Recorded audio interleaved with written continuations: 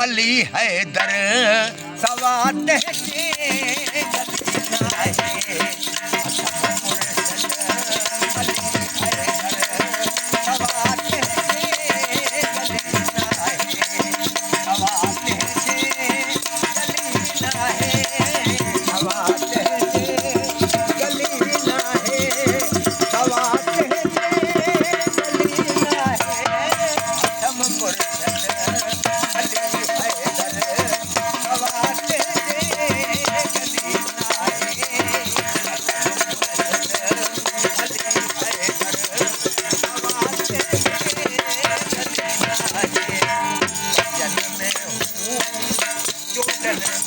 इमामत में पहिरियों